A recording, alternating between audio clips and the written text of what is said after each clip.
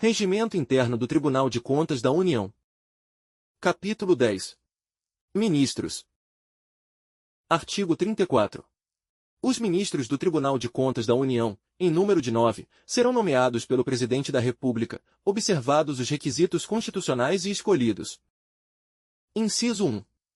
1/3 pelo Presidente da República, com aprovação do Senado Federal, sendo 2 alternadamente entre ministros substitutos e membros do Ministério Público junto ao Tribunal, indicados em lista tríplice pelo plenário, segundo os critérios de antiguidade e merecimento, na forma estabelecida no artigo 36. Inciso 2. 2/3 pelo Congresso Nacional. Artigo 35. Em caso de vacância, a competência para a escolha de ministro do Tribunal de Contas da União será definida de modo que mantenha a composição mencionada no artigo anterior. Artigo 36. Ocorrendo vaga de cargo de ministro a ser provida por ministro substituto ou por membro do Ministério Público junto ao Tribunal, o Presidente convocará a sessão extraordinária para que o plenário delibere sobre a respectiva lista tríplice, dentro do prazo de 15 dias, contado da data da ocorrência da vaga. Parágrafo 1º. O quórum para deliberar sobre a lista a que se refere o caput será de, pelo menos, 5 ministros, incluindo o que presidir o ato. Parágrafo 2º.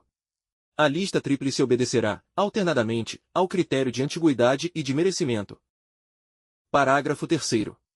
Quando o preenchimento da vaga deva obedecer ao critério de antiguidade, caberá ao Presidente elaborar a lista tríplice, no caso de vaga a ser provida por ministro substituto, e, ao Procurador-Geral, se o provimento for destinado a membro do Ministério Público, a ser submetida ao plenário.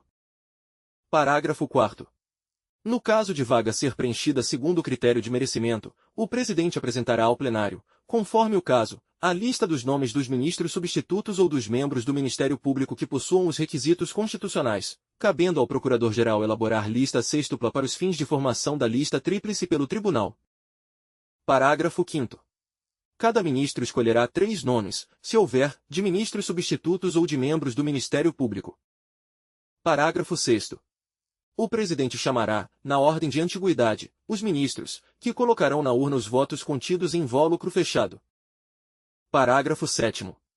Os 3 nomes mais votados, se houver, constarão da lista tríplice a ser encaminhada ao Presidente da República. Artigo 37.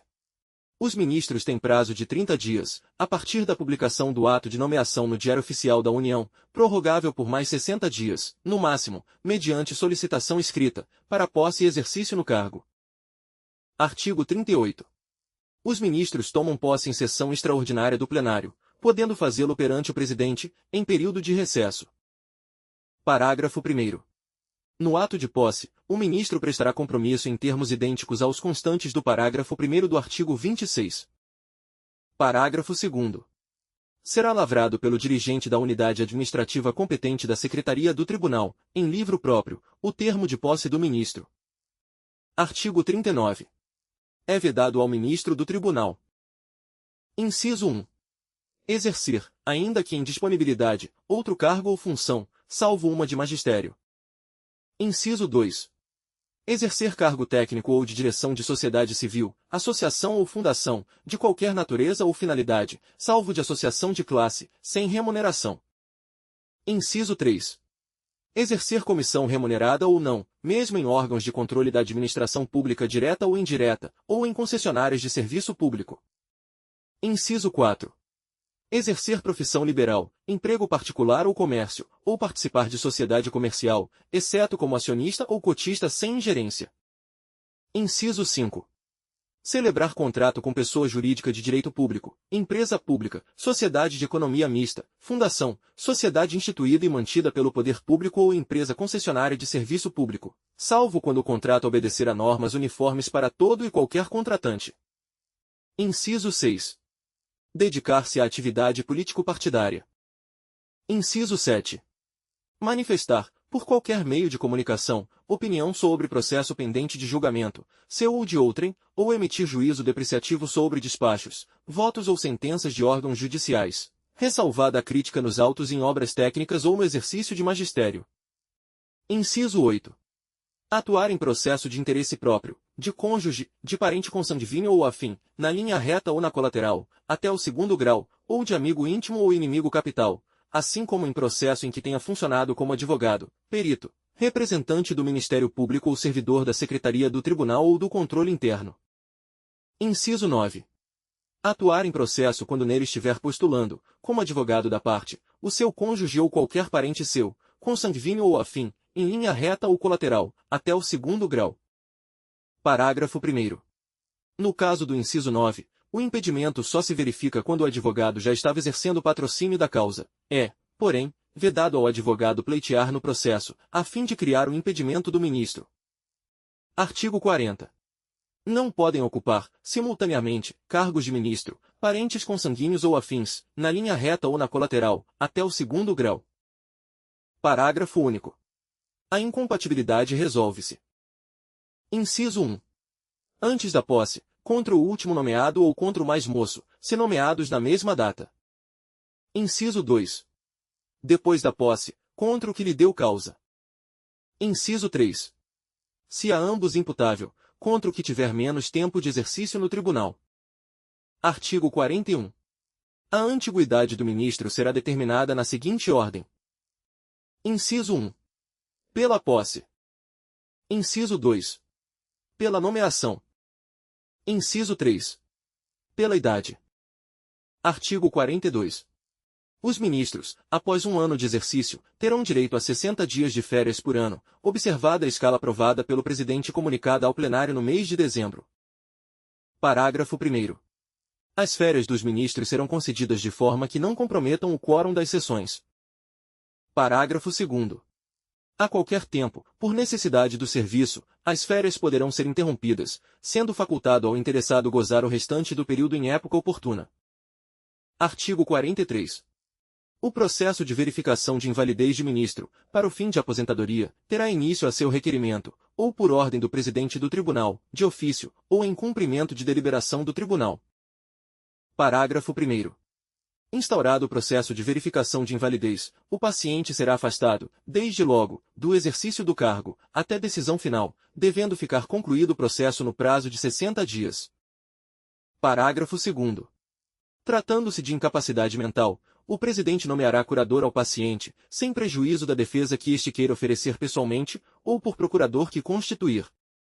Parágrafo 3º. O ministro que, por 2 anos consecutivos, afastar-se, ao todo, por 6 meses ou mais, para tratamento de saúde, deverá submeter-se, ao requerer nova licença para igual fim, dentro de 2 anos, a exame para verificação de invalidez. Artigo 44. O paciente será notificado, por ofício do presidente do tribunal, ao qual será anexada a cópia da ordem inicial, para alegar, em 10 dias, prorrogáveis por mais 10, o que entender a bem de seus direitos, mesmo mediante a juntada de documentos.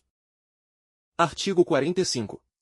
Decorrido o prazo previsto no artigo antecedente, atendida ou não a notificação, o presidente nomeará uma junta de 3 médicos para proceder ao exame do paciente e ordenará as demais diligências necessárias à averiguação do caso. Parágrafo único. A recusa do paciente em submeter-se à perícia médica permitirá o julgamento baseado em quaisquer outras provas. Artigo 46. Concluídas as diligências, poderá o paciente, ou o seu curador, apresentar alegação no prazo de 10 dias. Artigo 47.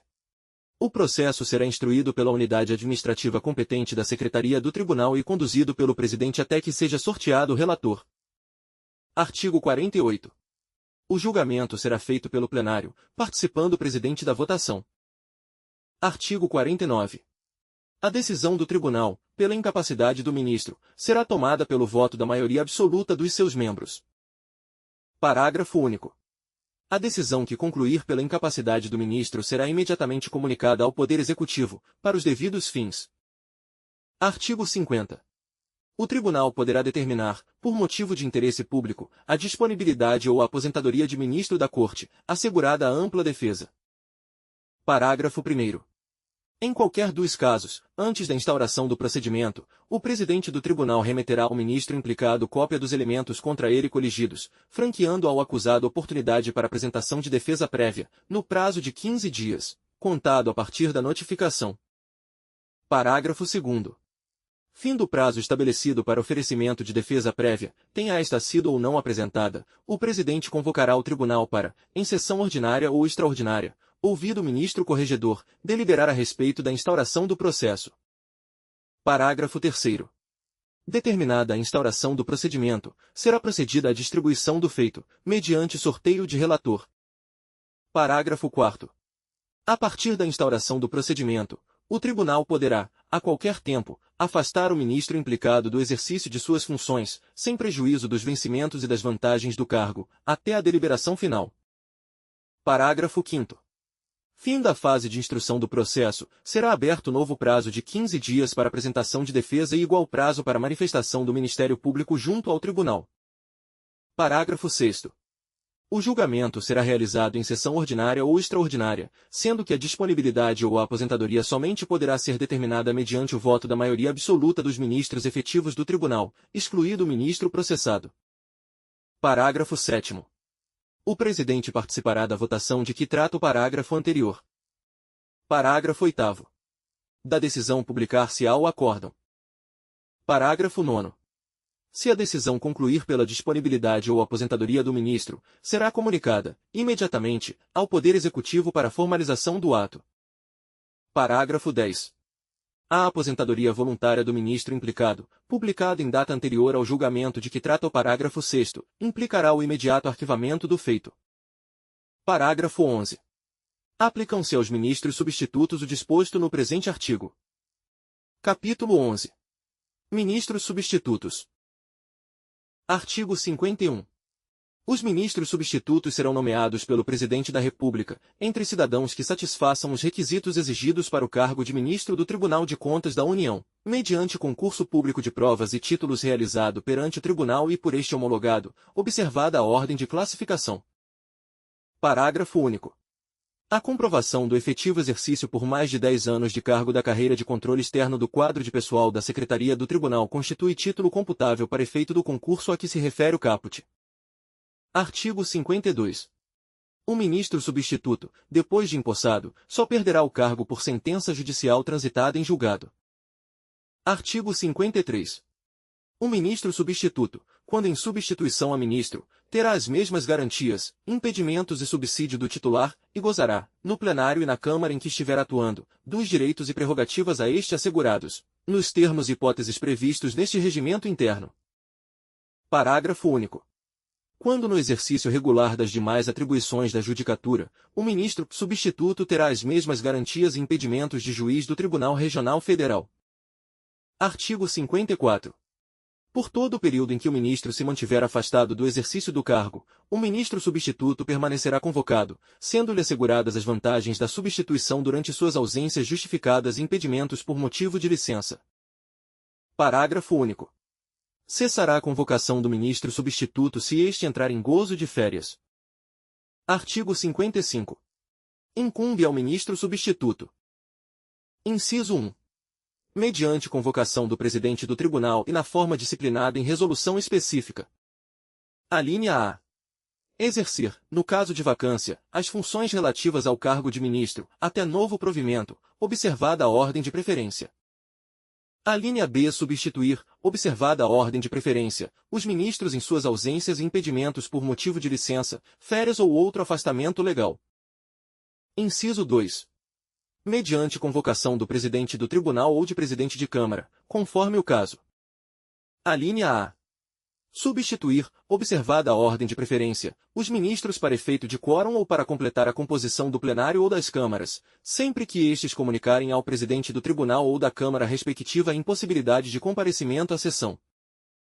Alínea B. Votar, se necessário para manter o quórum, no lugar do ministro que declarar impedimento em processo constante da pauta, bem como para desempatar votação, quando aplicável à solução do parágrafo 2º do artigo 124, observada sempre a ordem de preferência.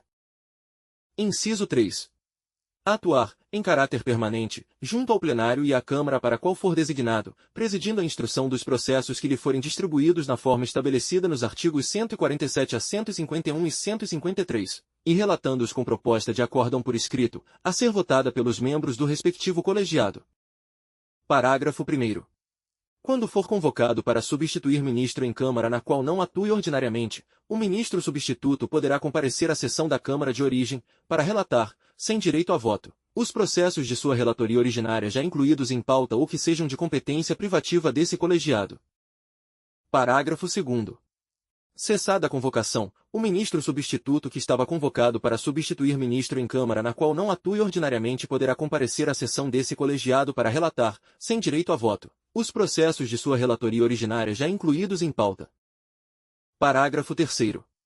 Na impossibilidade de convocação de ministros substitutos, os ministros poderão atuar em outra Câmara de que não sejam membros efetivos, mediante designação do presidente do tribunal por solicitação de presidente de Câmara. Parágrafo 4º. A preferência dos ministros substitutos será determinada, sucessivamente, pela antiguidade da posse, da nomeação e pela classificação no concurso público de ingresso na carreira. Parágrafo 5º.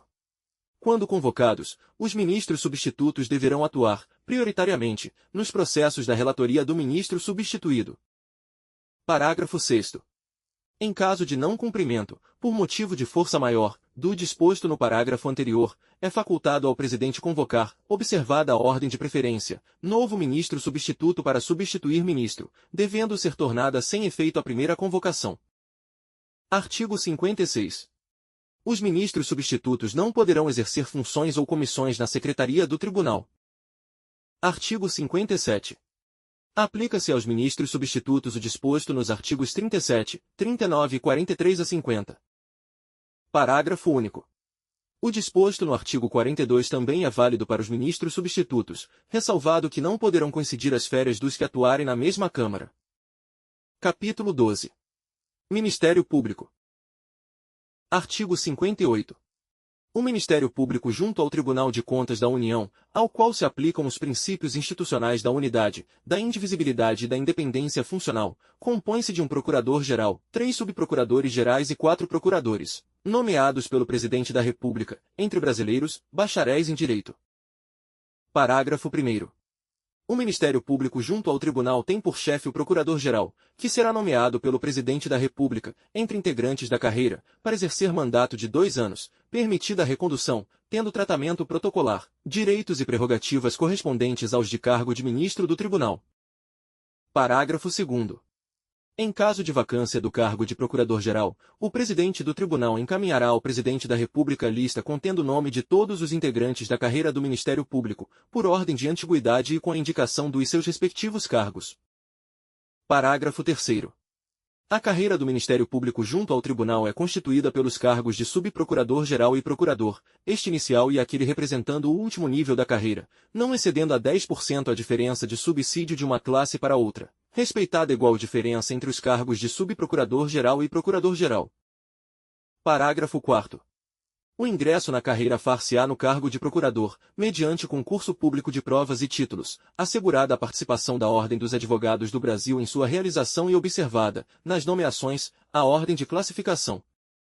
Parágrafo 5º. A promoção ao cargo de subprocurador-geral far-se-á, alternadamente, por antiguidade e merecimento. Parágrafo 6º. Caberá ao Procurador-Geral baixar o edital do concurso de que trata o parágrafo 4º, bem assim homologar seu resultado final. Artigo 59. O Procurador-Geral toma posse em sessão extraordinária do Tribunal, podendo fazê-lo perante o Presidente, em período de recesso. Parágrafo 1º. Os demais membros do Ministério Público tomam posse perante o Procurador-Geral. Parágrafo 2º.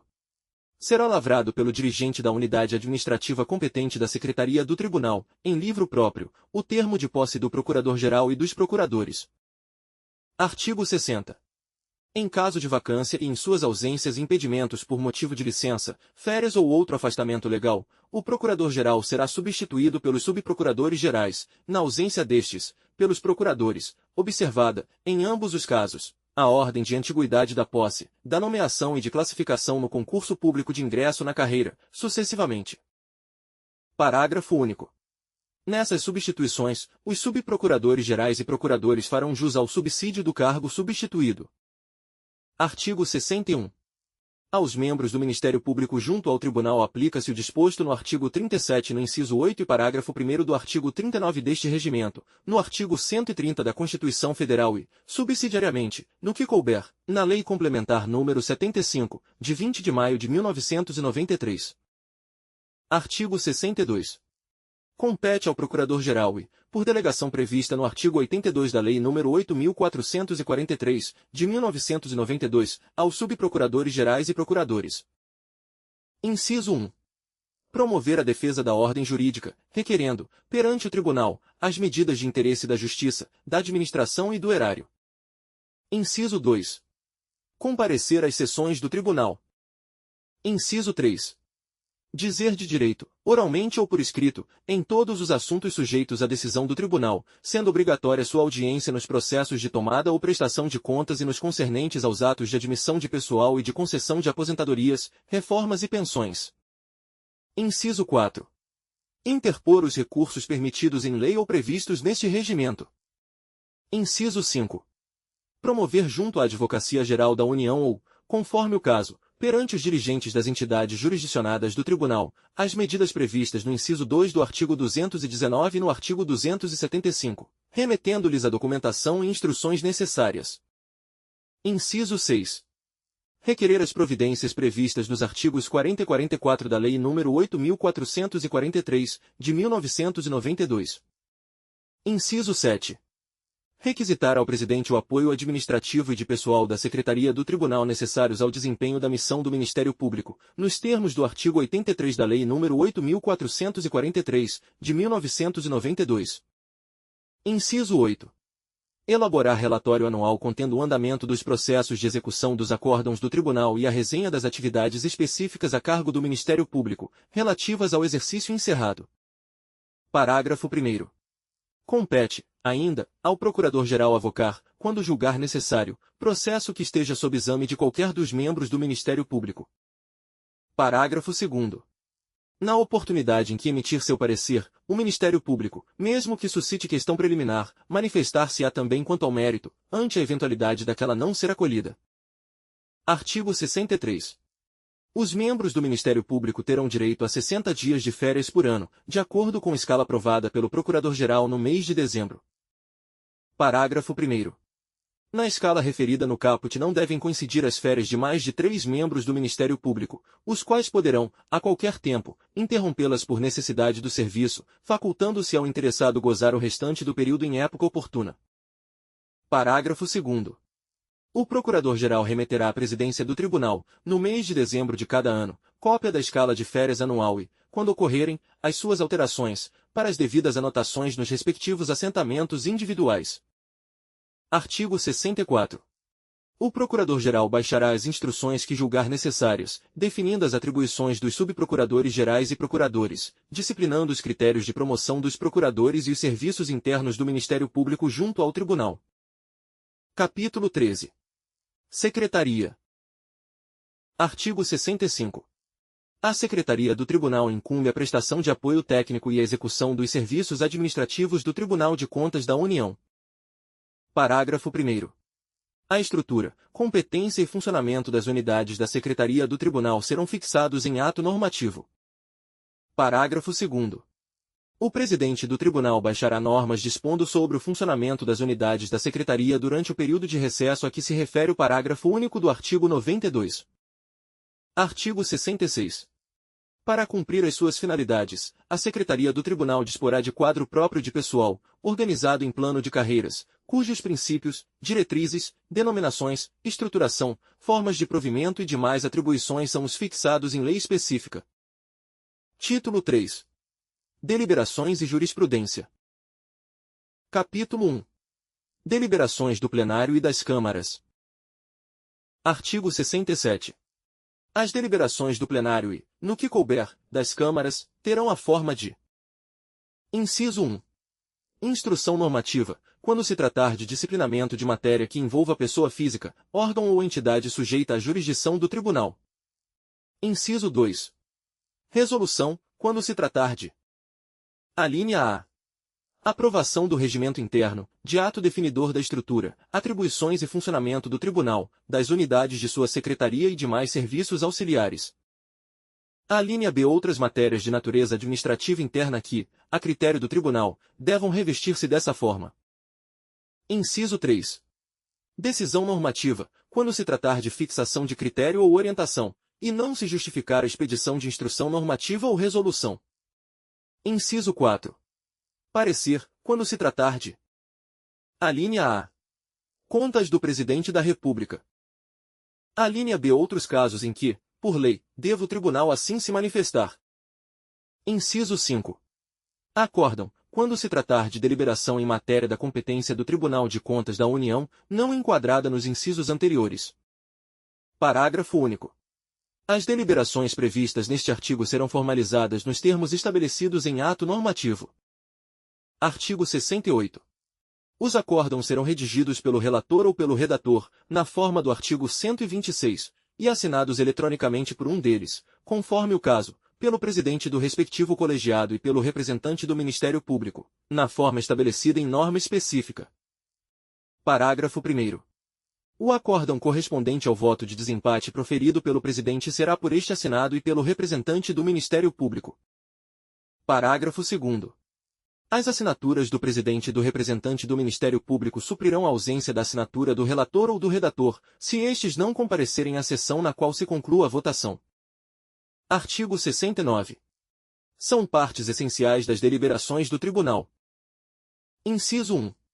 O relatório do relator, de que constarão, quando houver, o teor integral da parte dispositiva da deliberação recorrida quando se tratar de recurso, as conclusões da equipe de fiscalização ou do servidor responsável pela análise do processo, bem como as conclusões dos pareceres das chefias da unidade técnica e do Ministério Público junto ao Tribunal, afora para os processos constantes de relação, segundo as hipóteses do artigo 143. Inciso 2. A fundamentação com que o relator analisar as questões de fato e de direito, dispensada a elaboração de considerandos, exceto nos casos do parágrafo 3º do artigo 143. Inciso 3.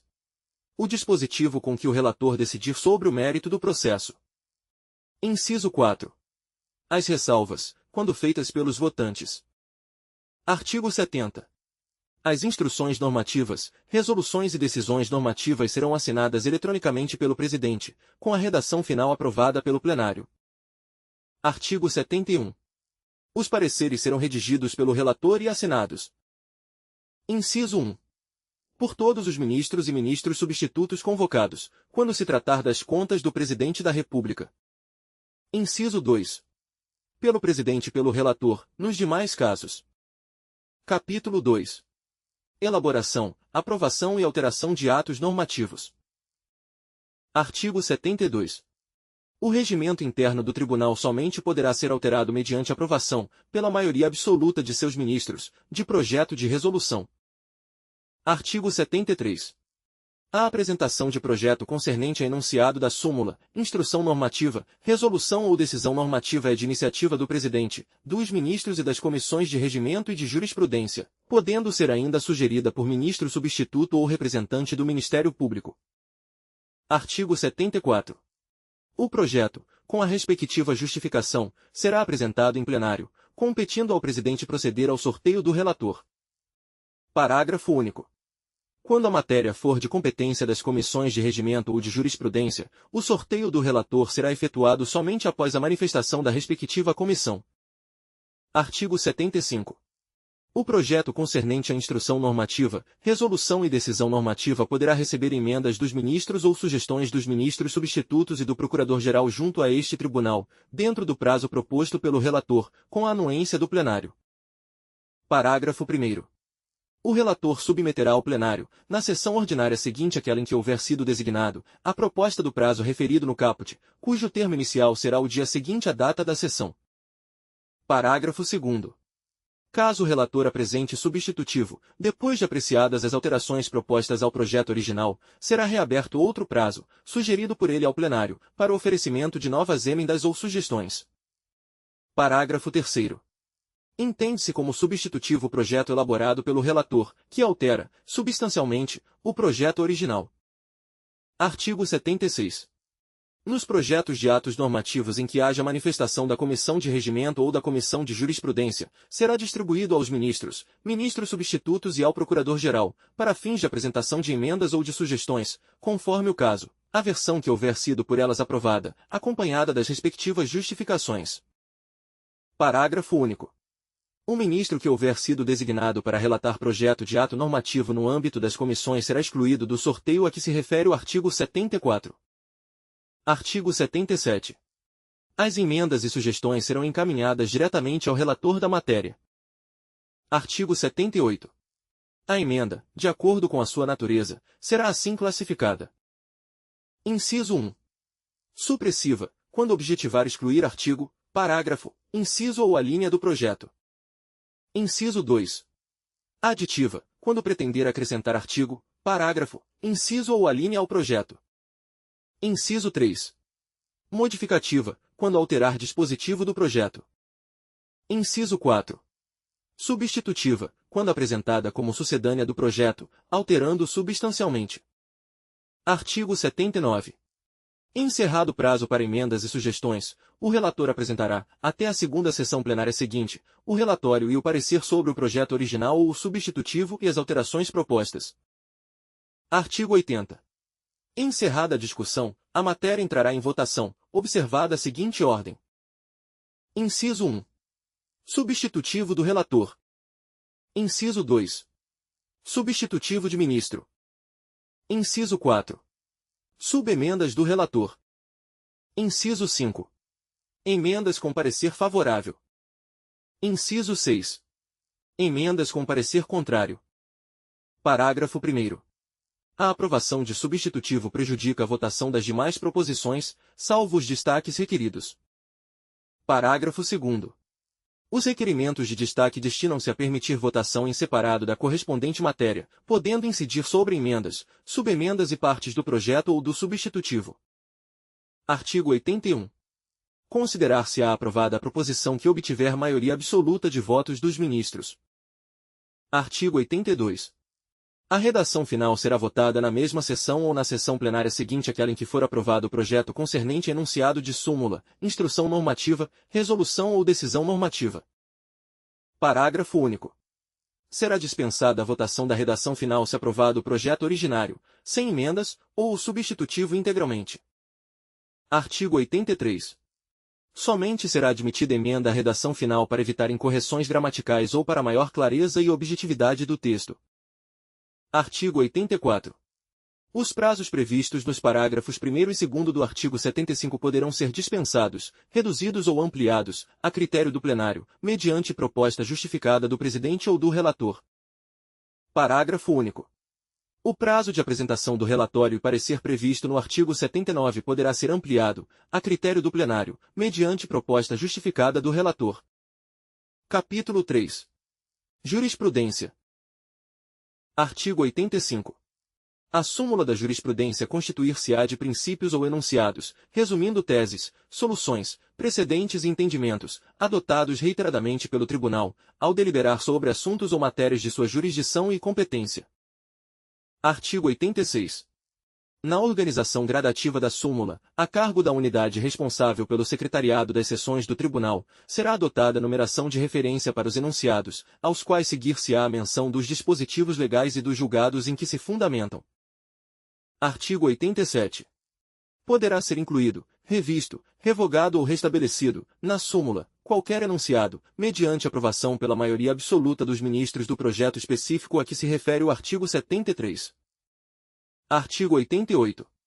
Ficarão vagos, com nota de cancelamento, os números dos enunciados que o tribunal revogar, conservando os mesmos números os que forem apenas modificados, fazendo-se a ressalva correspondente. Artigo 89. A súmula e suas alterações serão publicadas nos órgãos oficiais. Artigo 90. A citação da súmula será feita pelo número correspondente ao seu enunciado e dispensará, perante o tribunal, a indicação de julgados no mesmo sentido. Capítulo 4. Incidente de uniformização de jurisprudência. Artigo 91. Ao apreciar processo em que seja suscitada divergência entre deliberações anteriores do tribunal, poderá o colegiado, por sugestão de ministro, ministro substituto ou representante do Ministério Público, decidir pela apreciação preliminar da controvérsia, em anexo aos autos principais, retirando a matéria de pauta. Parágrafo 1º. Se reconhecer a existência da divergência, o relator solicitará a audiência do Ministério Público, submetendo em seguida a questão à deliberação do plenário até a segunda sessão subsequente. Parágrafo 2º.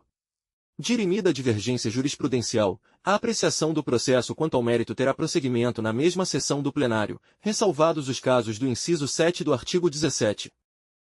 Parágrafo 3º. O acórdão que resolver a divergência será remetido à Comissão de Jurisprudência para oportuna apreciação da necessidade de elaboração de enunciado de súmula sobre a matéria. Parágrafo 4º. Não sendo reconhecida pelo relator a existência de divergência, levará seus fundamentos ao plenário que, ao acolhê-los, prosseguirá na apreciação do mérito do processo, se matéria de sua competência, ou encaminhá-lo-á à Câmara originária. Parágrafo 5º. Se o plenário, dissentindo do relator, entender pela existência de divergência, prosseguirá na forma dos parágrafos 1º, 2º e 3º, passando a funcionar como revisor para o incidente ministro que primeiro proferir o voto dissidente. Se este conteúdo foi útil para seus estudos, inscreva-se no canal, deixe seu like e compartilhe. Deixe nos comentários a lei que gostaria de ver no nosso canal. Até a próxima leitura.